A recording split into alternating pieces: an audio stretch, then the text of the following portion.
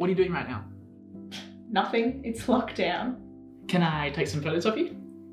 But I'm not doing anything. Oh, I know what you could do. What? You could do some photography. I'm not good at taking photos. It's alright, I'll teach you. I just remembered I've got to write my daily newsletter. You don't have a daily newsletter. Yeah, because I haven't written it yet. Come on, we're doing some photography. Fine. Alright, welcome back to another video, friends. That is right. Today, my sister Annabelle has agreed to let me teach her some photography. So, Annabelle hasn't done professional type photography before, and so today what I thought we'd do is I would give her some basic tuition and see if in just 1 day's worth of photography sessions, we can up that photo game so that she can start taking better photos, and hopefully you guys can learn something that you can apply to your own photos as well. So Annabelle, have you used like a professional camera before, ever? No, not once in my entire life, and I take most of my photos using my iPhone. And do you know anything about like photography principles, like I don't know, like lighting or composition? Do you know anything like that? No, only what I've seen you do, but I couldn't recreate any of it. Okay, awesome. So today we're going to teach Annabelle some things, get her behind the camera, and see if we can level up that photo game. All right, shall we get started? We shall. All right. So I'm only going to teach Annabelle some basic settings stuff today, mostly just aperture for depth of field, and then using shutter speed to make sure that the motion is frozen. I'm going to put the camera in auto ISO mode so that it automatically matches the exposure. I'm really trying to make sure that what I'm teaching her is composition and shot sizes and storytelling with photos, not so much the settings side. That way she can apply the knowledge even when she's using her phone, and hopefully you can also apply it at home the same way. Okay, so here are some basic concepts to get started. So first up, we've got shot size. So shot size, you've got a wide shot, which shows the full size of a person or larger. You've got a medium shot, which is from the waist of the person to the top of their head. And you've also got the close-up shot, which is filling the frame with a specific subject or an area of a subject. So my normal approach to documentary style photography, which is sort of what we're doing today, is to use the wide shots to show the place or the location, to use the mid shots to show the person that's involved or the action that the person is doing, and the close-up to show the objects that the person's interacting with or using inside the process and some of the action that they're taking as well. So the next concept is framing. Okay, so you can use the rule of thirds. So imagine that you divide the frame into 3 slices vertically and also horizontally, and your subject is best placed at the intersection of those lines. So you've got 9 boxes total. 9 boxes. Okay. And you want to place your subject at the intersection of the lines that make up those boxes, or you want to place them on one of those third lines inside the boxes, sort of thing. And why do you want to do that? It's just something that's compositionally very pleasing. It makes sure that it's not pushing the subject too close to the edge of the frame, but it's also not putting them right in the center. It's a bit of a variation of each, and it's really helpful when there's multiple subjects, so you can really draw the eye to a couple of different things that you want using this technique. Okay. The other thing you could do is just center framing, which is putting things in the center of the frame. Okay. Nice and easy. Okay, so the last concept I'll teach you today is depth of field. So depth of field is a little bit scary sometimes, but basically what it is, in a really simplistic term, is it's how much of the background is blurry and how much of the background is in focus compared to your subject. Oh, yeah, okay. So to control our depth of field, we use a setting called aperture. And aperture is a fun little number on the camera measured in f-stops.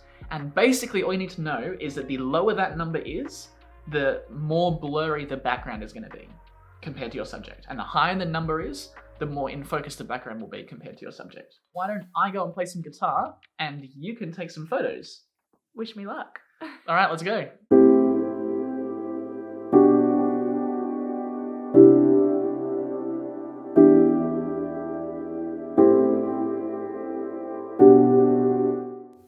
Oh, whoa. Okay, this is cool. Shall I start tuning? Yeah. Okay, look at your hand. Yeah, more like that. Look at your hand. Other one. Smile and look down at your hand. Oh yeah, that's nice. Keep smiling. Oh, that's so nice. Okay, now I want you to, I don't know if you can play endings at the same time, but look over there like someone's just said, "Nice playing, Tim." Okay, so we finished scene number 1 here, location number 1, shoot number 1. What do you think? How are you feeling? I feel like that was a really good warm-up location. I definitely am eager to try some more things next time, hopefully a little bit more to do with smaller elements this time. Yeah, nice. I think the first shoot is common to be like the warm-up, so definitely valid to have like, oh, this is a warm-up shoot. I definitely agree with that. I think from like looking at you shoot this scene, I think some things that you could definitely implement into the next one is getting some more detailed shots of the actual guitar. Yeah. There's so many different elements of the guitar, from like, the tuning knobs, like the strings as they vibrate and my fingers on them. There's all sorts of details there that you could use to tell a story. Okay, so for this next shoot, we've got 2 locations and I'm not entirely sure which one I'm going to use just yet. We're either going to do a shoot right here on the stairs, or we can do on a picnic rug down here with the garden in the background. So let's just give them both a shot and see which one works the best.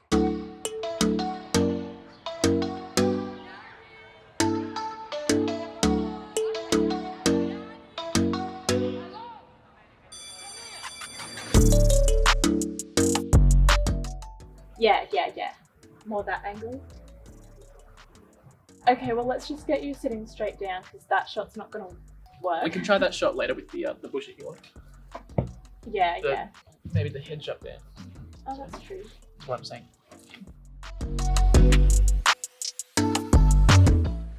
What am I doing? Hold the guitar. Can you hold the guitar low? Yeah, actually, no, do that. Yep, like between your feet. Yep.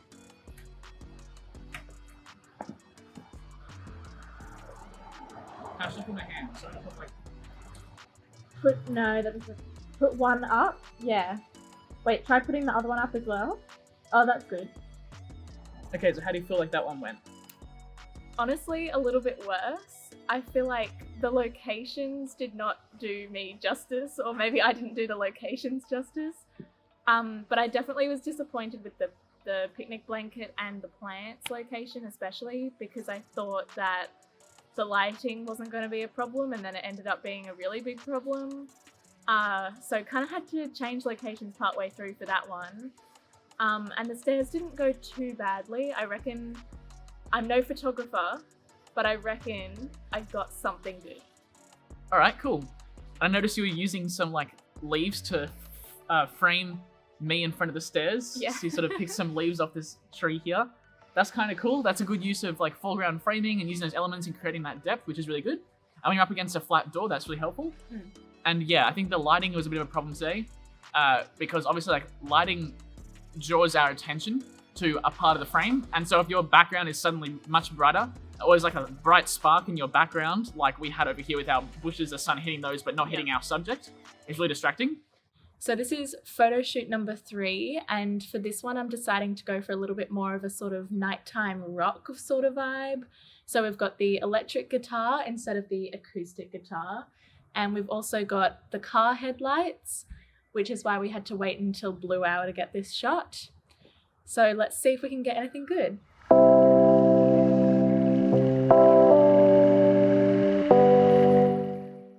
wait, that's good. Oh no, I wasn't straight. Hold it. Okay, so you're on the guitar. Can you like lean?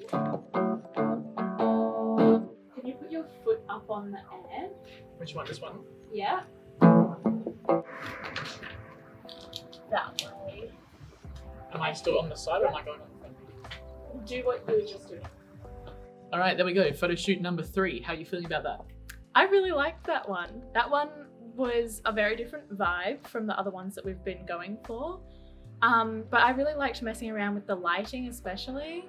And I was trying to get a few more shots of not just you playing the guitar, but a bit more close up as well. Yeah, I think the lighting was really good in this one. It's funny because we didn't talk much about lighting, but we seemed to find an interesting lighting scenario. So that was good. Well, let's head to the computer and we'll get into some editing. Okay, so now it's time to get into some editing. We're going to use Adobe Lightroom for this. That is a software on the computer that allows you to edit your photos. And my approach to editing is that anything can look good. A bad edit is when things are overdone, I think. So you want to avoid pushing anything too far, but you can push it a little bit stylistically if you want. So use your intuition there, but I would say avoid pushing things too far. Exposure.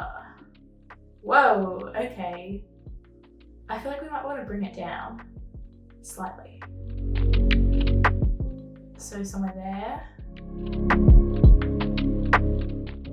Vibrance. Oh, wow, okay, too much. Vibrance and saturation are very similar. One thing that's important to remember when you're editing as well is that a lot of parameters overlap. Okay, yeah, so this is the tone curve. It's kind of an interesting tool.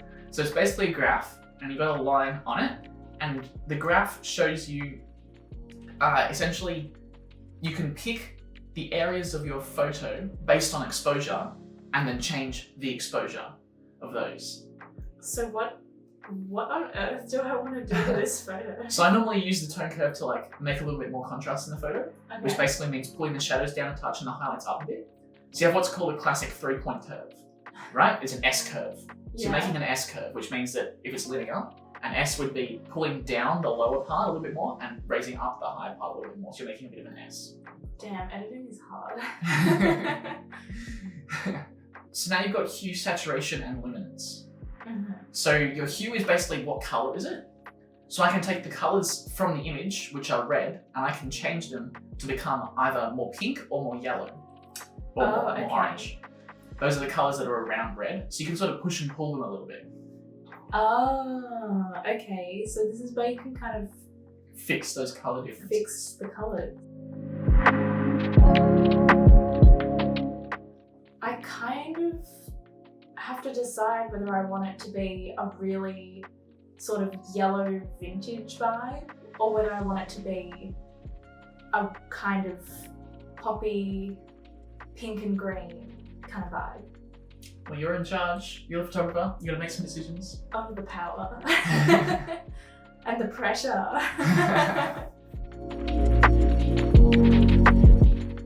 Alright, next is saturation.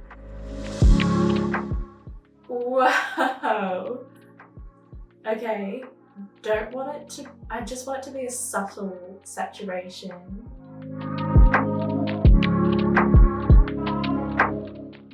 Alright, so you happy with like the sliders and where you put them and how it looks at the moment? Yeah.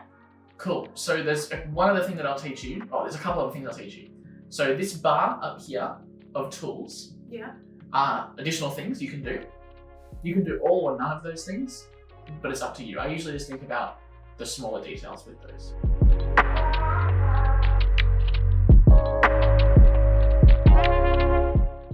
All right, we are done. So you've finished editing all your photos. Yes. You feeling good? If I'm being honest, this could go either way. I'm no photographer, so if these turn out not how I envisioned, I'm gonna be a little bit upset, but I'm gonna let myself off the hook. But I am actually quite happy with how I went, seeing as I've had, 1 day's photography experience. Yeah, absolutely.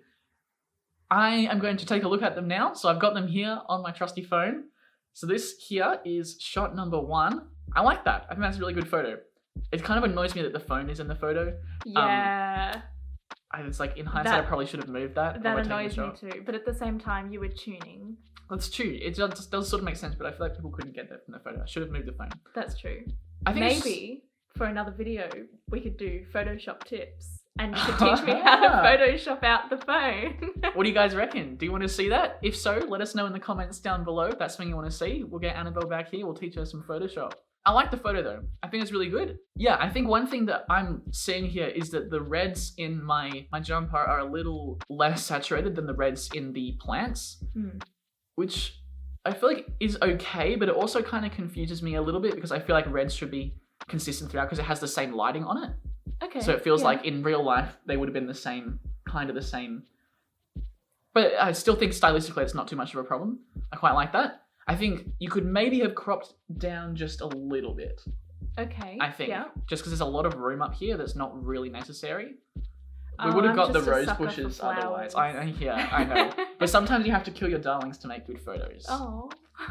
So Photography is vicious. it is actually. It is. This photo here, I like it. I like the details. I think that's really good. I think Okay. it's really hard to get detail photos that look nice. Yeah. So I think this is a great first attempt. I really like that. Good. I think there's like a good repetition of the pattern going down with all the different knobs. That's quite nice. You could have put like a vignette around it, is what we call it, which is basically where the corners are all a little bit darker than the middle, and it draws your eye into the center. Wait, that's called a vignette? Yeah. I've been calling it a vignette all my life. Vignette. I'm so embarrassed.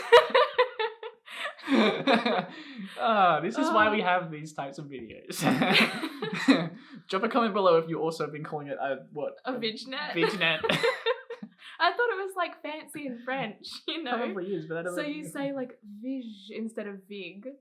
This photo here, I think this photo is really creative. I like the framing with the leaves in the foreground. I like that. That's a classic sort of photographer thing, is to like use the leaves. But I think you've used them well in this case. They're not intruding over the subject too much, but they're still adding that depth. Yeah. I like that. I got to admit, it was really hard to try and like hold the camera and hold the leaves in the frame where I wanted them at the same time. It is. So this one was kind of hit and miss when I was shooting it. This one is really cool. I like this photo. This is really interesting. Good use of lighting. I didn't teach her anything about lighting, but already we're doing like cool backlighting and sun flare type looking things. Yay, okay. Level up. Gotta win. I like this photo. I think some suggestions would be to crop up the bottom a little bit and bring it in. That way that sun looking thing, the headlight, really sits on that third line. I think it's a little bit north of that third intersection, which is just like, there's just a little too much hanging on the bottom, I think, that doesn't need to be there. You would have seen when I was trying to crop this one how much I was struggling. I was messing around so much trying to crop it in different ways and just see what looked good, and I just couldn't get it. And this photo is sweet. I love this photo. This is so good. I love the blue color, actually. Yeah. Because in my head, I was like, oh, it'll look really good with yellow. And I'm sure it would, because the lights are naturally yellow. So I was like, it would have looked sick with yellow, but I also like the way that you made it blue. I think it works really well. And you know what I'm really happy with that I saw you do in the edit? And I was like, oh, thank you. What? Was when you put that graduated filter on the top to darken the top of the garage door. I was like, oh, great. Love that. Because that way it just pulls me right into where the light is, where the subject is. That's great. Love that. I definitely think I nailed it with the subject in this one. This one is definitely like solely you are looking at the subject. Yeah. Love it. Love it. Really good. Really good.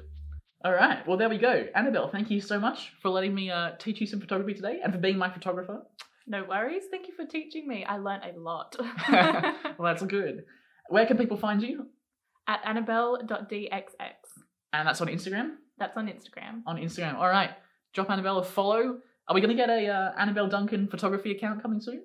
Ooh, that's an idea I haven't thought of before. Maybe. I'll think about it. All right. There you go. Give Annabelle a follow. That way you know when she releases her photography account and you can follow all of her awesome photos when they come. If you want to give me a follow, I'm at timduncanproductions and at timduncanphotography on the Instagrams. That's where I put all of my things from adventure and travel to landscapes and all the behind the scenes from my videos as well. Go ahead and follow those. If you got something out of today's video, let me know in the comments below and let me know what else you want to see. Do you want to see some more teaching Annabelle things? Teaching Annabelle filmmaking or Photoshop? Or let us know in the comments below if you want us to bring Annabelle back onto the channel. And whilst you're down there, smash that like button, subscribe to the channel if you haven't already. Make sure you hit that notification bell, that way you won't miss out on any of the future videos that I'm making. I've got a heap in the work right now teaching you guys more stuff about photography and filmmaking. I'll leave some videos in the end cards of this video all about photography and filmmaking so you guys can level up those skills even more. Hopefully you guys got some skills from today's video.